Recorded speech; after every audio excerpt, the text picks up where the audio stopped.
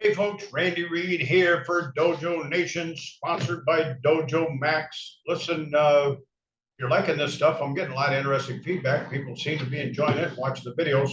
Hit the subscribe button down there and the alerts, and then on YouTube, if you're watching on YouTube, and you can let you know when I pop one of these things out. So listen, last week we talked about lesson liability and got a little controversy going. So why don't we just keep it going? That's kind of what we do well around here. Let's talk about test fees. And you have two options: charge for test fees and or include them in your tuition. And it goes one step further. And I think I'm going to try to bring together a group of owners to discuss this area of it. It moves into what's some owners are doing out there now called all-inclusive pricing. I know Kevin Wall-Smith's doing it on the West Coast. I think there's a guy, Garland Johnson, with a bunch of schools in Colorado. I think he's doing it. I know Doug Rankin's doing it. They love it. On the other hand, there's other people that don't love it, and they're sold on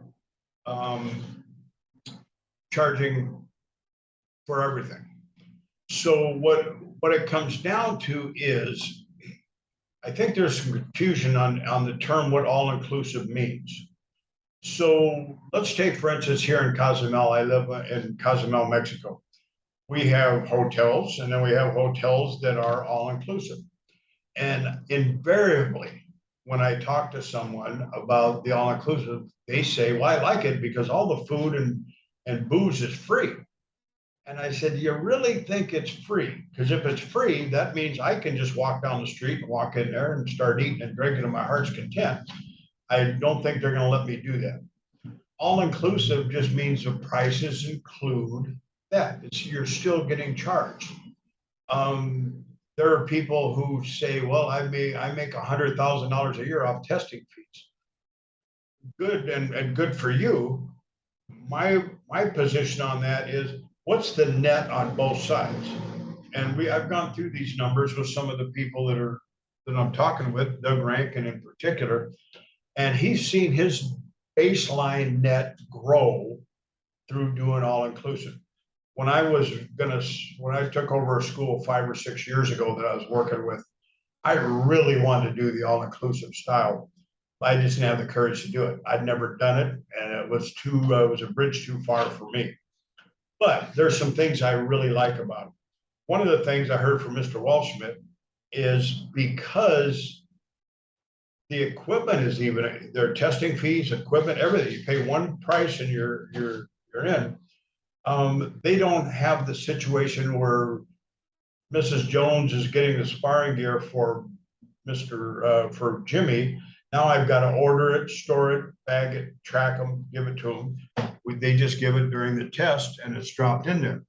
Now there's other ways to do it. I was talking with a gentleman this week who just sends out an email and says it's time to purchase your equipment or it's time to pay for your graduation fee and we're going to run your card. That's working for them. It's working well. The difference between all-inclusive and charging is the perception of, I'm getting nickel and dimed at the school. And back when we had a bunch of them, especially when we had 3 or 4, 5 kids in a family, and it was testing night, for my money, it took the happiness out of that when they had to write the check.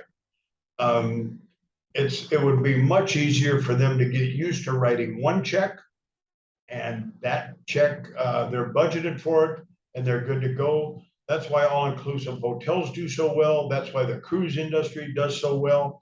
Now, they all have things you can buy little extras of. You know, at the hotels, you can buy extra massage or fishing trip, scuba diving trip, that sort of thing. On the cruise ship, sometimes you can go to a fancier restaurant if you want to pay a little extra.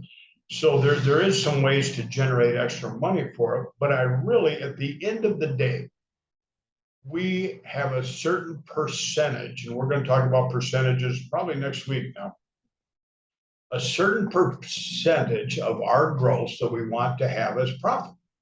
And we want to make that profit the most we can get with the least amount of work and time, correct? The goal here is not to see how hard we can work. The goal here is to help the kids to improve their lives. Why we don't have to kill ourselves when we don't unnecessarily. I guess that's the word I'm looking for. So as you're thinking about your pricing, I can't even say that I can recommend one way or another at this point. Just food for thought. The tip might be, what would I have to do to, how much would I have to increase my tuition to where I could do an all-inclusive price, and would that work?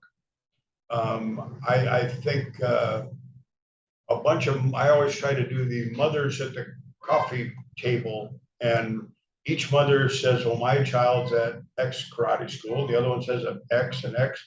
Then how's the conversation going to go from there? One says, my kid's a black belt, the other says, my kid's a black belt. What I want him to say about my skills, my kid's a black belt. He also has a certificate of leadership for everything he learned for his 4 years in there. If one says, well, we don't pay extra for anything at our school, and the other one says, oh, we get nickel and dime. Now, are they going to bring up the term, well, how much are you paying each month for your tuition? Maybe they will, maybe they'll compare notes, maybe they won't. So we do know that the all-inclusive attitude works for cruise ships and hotels and some other things.